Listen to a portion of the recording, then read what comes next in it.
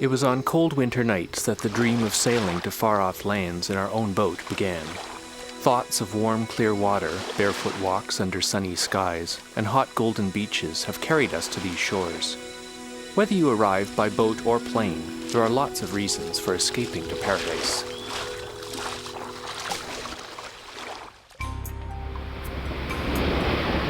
I wanted to break away to see the world. I longed for excitement, the romance of travel. So we built a boat. And now we travel the oceans. Join us as we voyage to distant shores.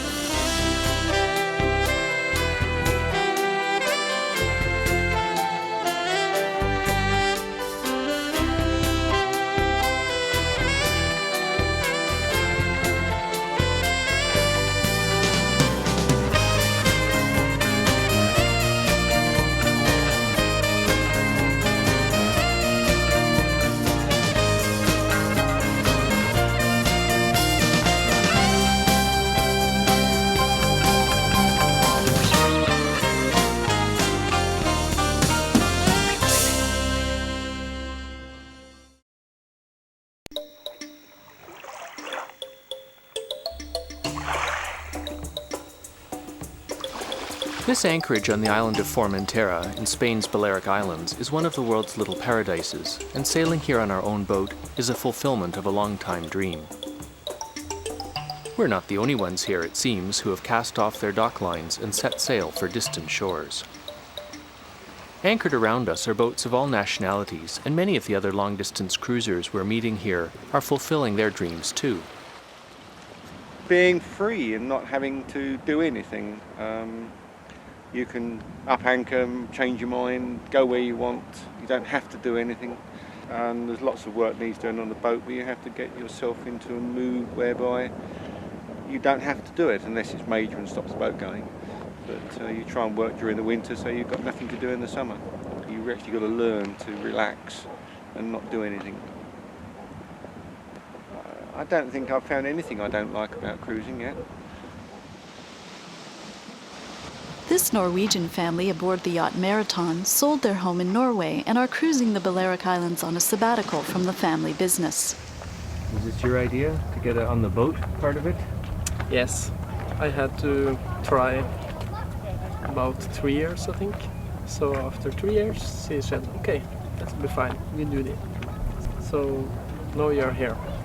And she loves it, and I love it, and the kids, they like it very much.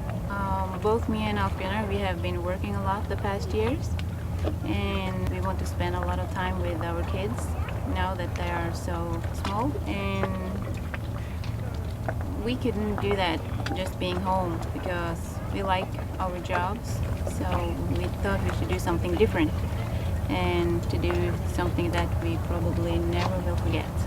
I can spend all my time with my wife and the kids, so if they want to do anything. So I said, yes, that's okay, we do it. And if the kids ask us, can we read a book? And I can say, yes, we can do it right now. I think it's nice when you have the time to do what you want to do. We are also so fortunate that we can have my sister. She came along and she's going to spend 6 months together with us. And I think that's a very nice way to be with our family. Kids, they adjust really easily. And I think they're having a great time. And even if the oldest one is not at school, he learns so many other things that he would never learn at home. I think it's great for them, and they can swim as much as they want, and they can take the dinghy and row and run on the beach. There's so many things for them to do.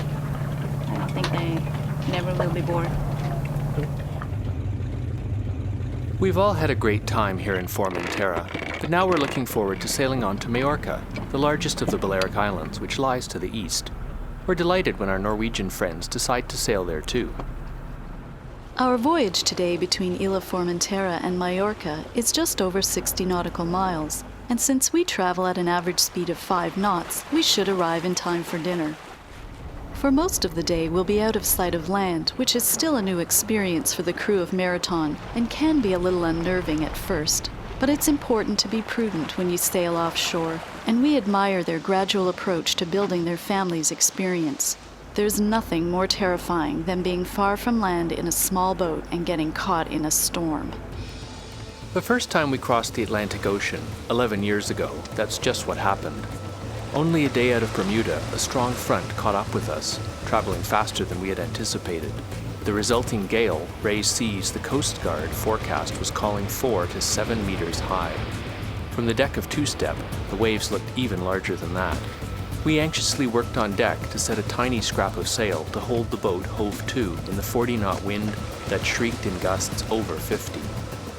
Occasionally, we would hear a roar and see a white mass of breaking wave rolling toward us.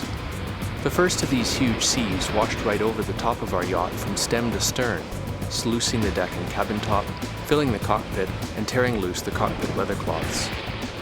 When night fell, an inky darkness hid the scene from us so we couldn't see anything past the deck of the boat.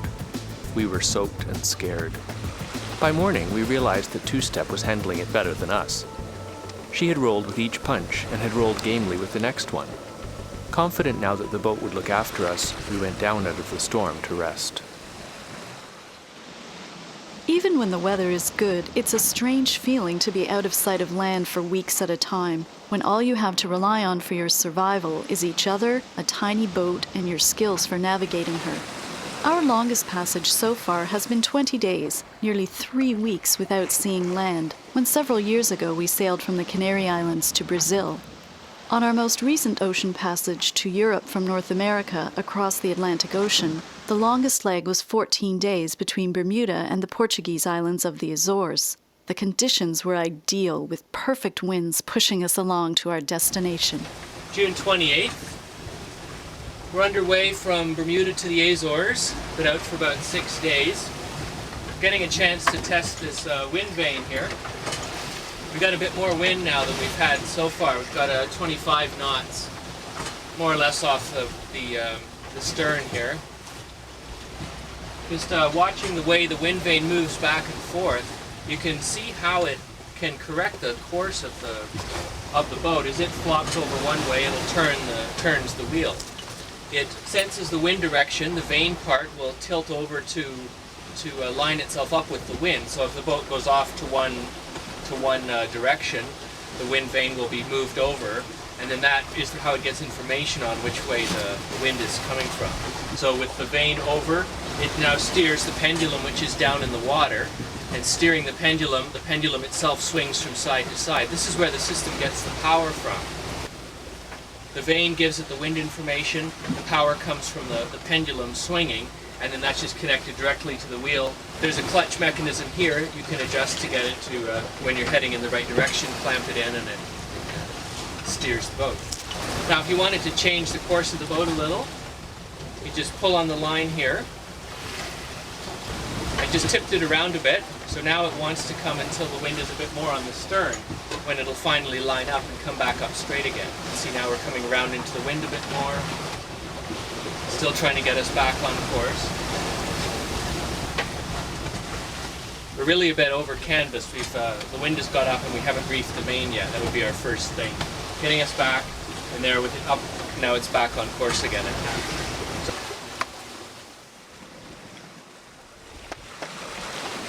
In good conditions, being at sea is a wonderful experience. With the wind vane steering, we can relax and enjoy the natural peace and beauty of the world around us as we maintain our watch.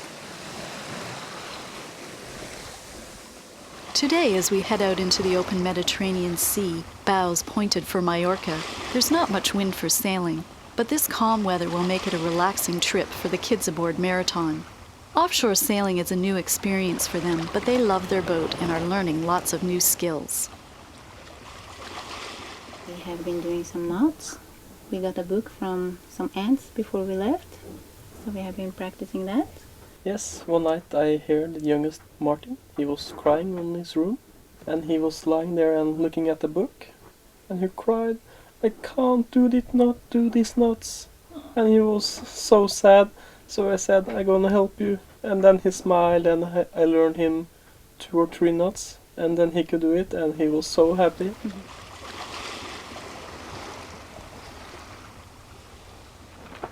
Right now, I'd feel much happier if there was a little wind. but then dolphins appear at the bow, a guaranteed cure for any sailor's blues. Close-up encounters with all types of marine animals are one of the joys of the cruising life. In fact, on some of our passages, they've even leapt on board for the ride.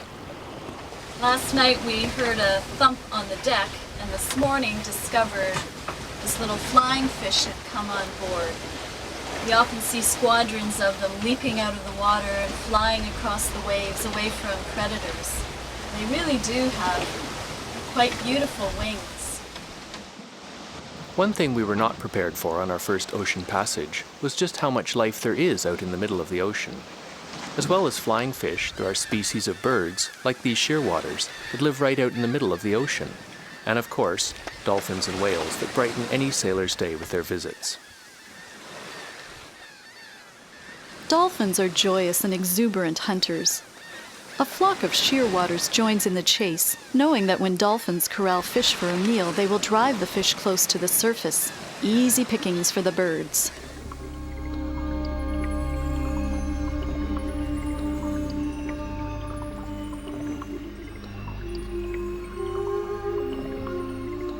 The dolphins swoop around the school, grabbing a tasty morsel as they go, but being careful not to scatter the fish.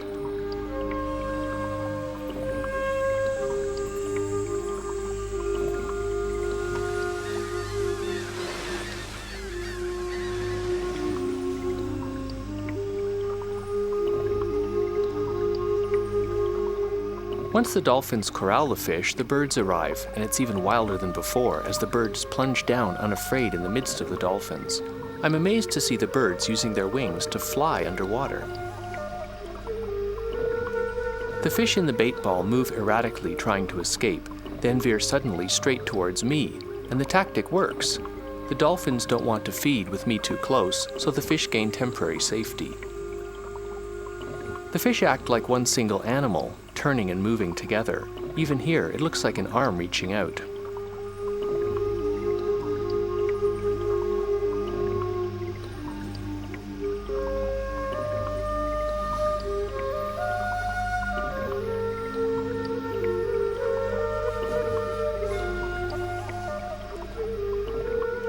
The movements are so perfectly coordinated. I know that even though some of the fish are eaten, the school is healthy and continues on, almost as a single larger being.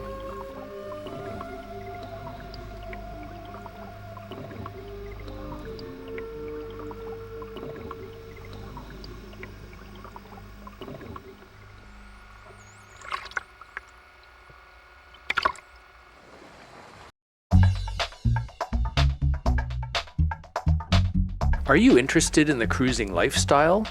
Are you planning to sail away on a cruising adventure?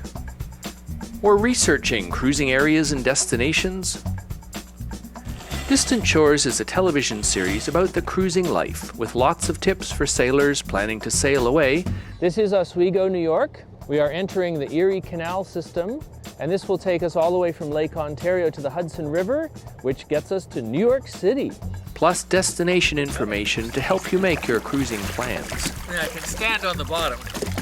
We've been filming Distant Shores for nearly 15 years and know the fun and challenges of the cruising life. We've made Distant Shores with you in mind. We include plenty of cruising tips in this travel series, as well as lifestyle segments and hints for sailors heading to exotic destinations. Encouragement for you and your crew to get out cruising. Destinations include the Intracoastal Waterway, the Bahamas, Caribbean, the Mediterranean, Scandinavia, transatlantic passage making, the French canals, and more.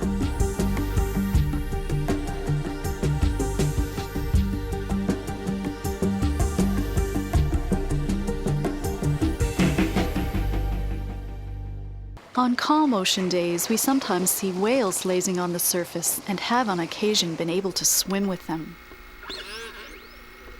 The whales are curious and come right up to the boat, so I slip into the water to swim with them and get a close-up look at one of the largest pods we've ever encountered. Swimming with these sociable animals is a great thrill. I feel such a calm intelligence from these huge mammals, up to 6 meters long. Pilot whales have a very sophisticated sonar system that we humans understand only very superficially. We do know that they can accurately judge the size and distance of objects, even in the dark. And since their sonar is similar to our medical ultrasound technology, it's also quite likely that they can see through things like another whale, a fish, or human. It's an odd feeling to think that not only could they look at me with their eyes, but also use their sonar to see what I had for lunch a few hours ago.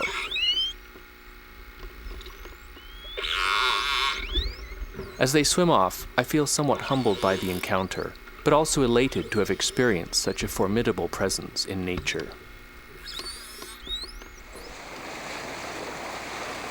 But you don't need to cross oceans to experience the magic of swimming with creatures of the sea. Some of our most memorable dives were in shallow water as we cruised between islands in the Caribbean and one of our favorite destinations, the Bahamas. Just snorkeling amongst the reefs near shore, we encountered some of nature's most colorful and majestic marine life.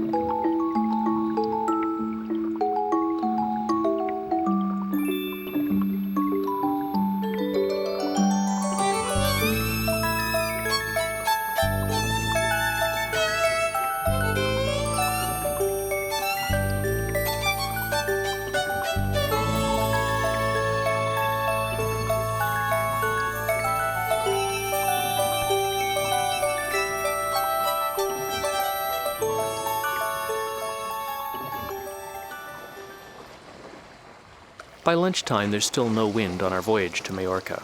The sun is beating down and it's hot. We've reached the halfway point, and Sheryl comes up with a great idea for celebrating. You want to go for a swim? This is the calmest I've ever seen it.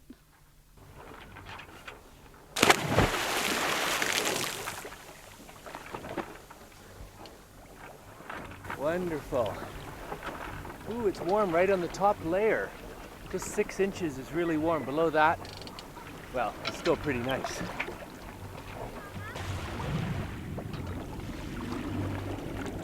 Our friends have come over to try swimming in the deep end too. I took a look at the chart and it's 400 meters deep right here. It's about 1,200 feet.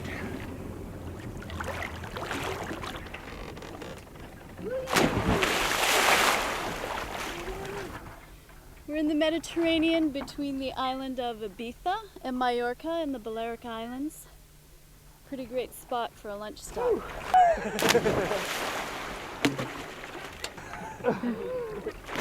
Much on the top, it's really warm. Yes. Oh yeah. How's the water, Tonya? It's great.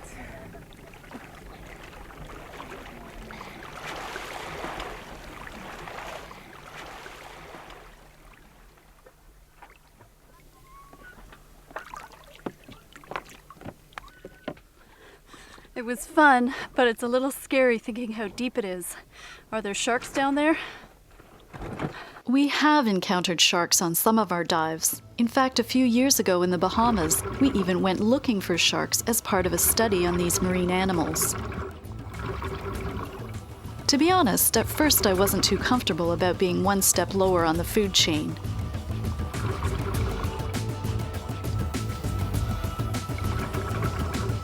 In the first heart-pounding minutes, I used up quite a bit of my air, but when none of them came up for a bite, I started to relax and breathe normally.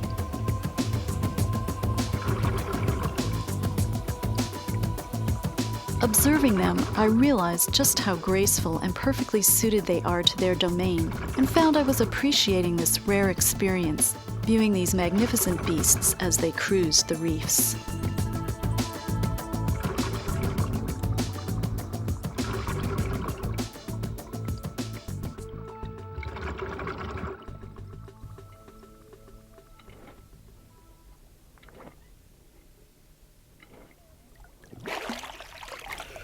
Well, we're just doing a bit of a clean on the propeller there. Doesn't look too bad, but there's some small barnacles, and I think anything can affect our speed. We got no wind, so try and get everything we can get out of it.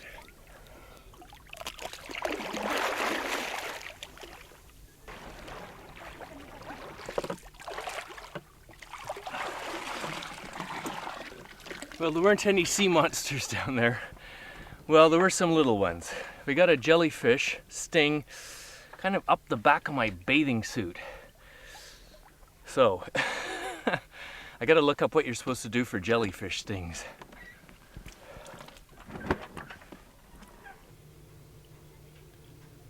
Shark attacks. Wrong page.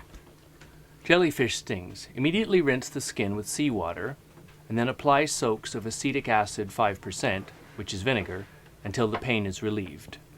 All I have is wine vinegar. Do you think that'll be okay? Perfect. Gourmet medical treatment. Are you ready? Ready. Oh! Ouch. That stings. Sharks and jellyfish are only some of the dangerous animals we've come face to face with during our travels aboard Two-Step, and not all the encounters were at sea. One of the most memorable was at an exciting island festival in the Azores, where bulls were rounded up and let loose in the streets. Before they're let out, they're tied with a 200-foot rope to be sure they can be guided back to their box.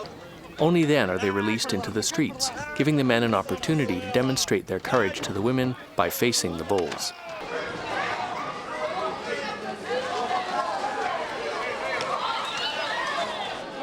Now, so many other men are in the street here, I just have to give it a try. It's a guy thing, so I grab the camera and join in the fun. I'm a little nervous about the size of the bull, but looking through the viewfinder, he looks a lot smaller, and I get my courage up. Hold it. Trust me, okay? All right, now. Wait. Paul, be careful! Is it safe in here? Yeah. Look, that way. Safe? Let's try. It's safe from there.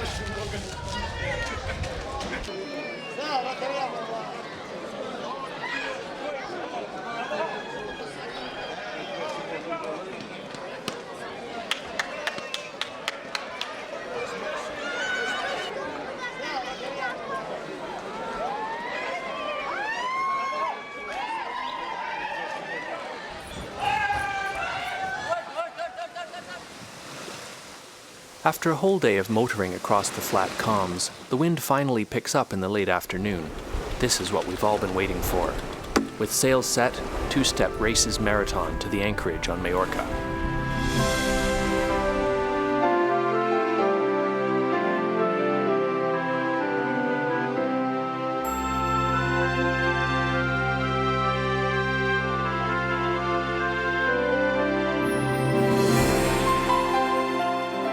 It's important when you have kids on board that you sail shorter trips so they won't get bored. It is not important to get far, but sail a little bit and stop for several days maybe, go to the beach and do different things and then sail a little bit again. You don't have to sail around the world. I enjoy the boat. This is a very fast boat and it's very nice to sail. It's a little bit hard when you get home, so you live a normal life.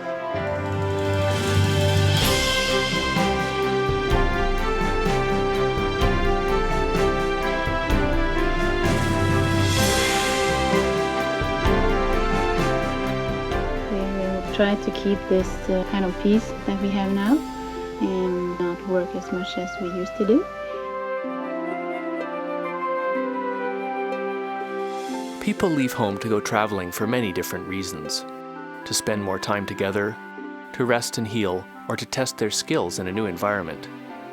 Whether you're just taking time out or making a major lifestyle change, traveling enriches your life with new friends, fresh ideas, and an appreciation of the simple pleasures that make life so rich.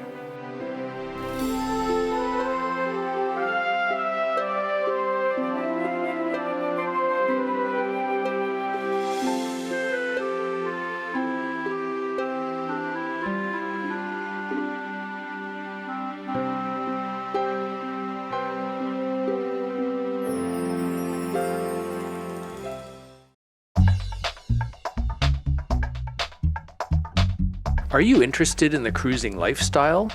Are you planning to sail away on a cruising adventure?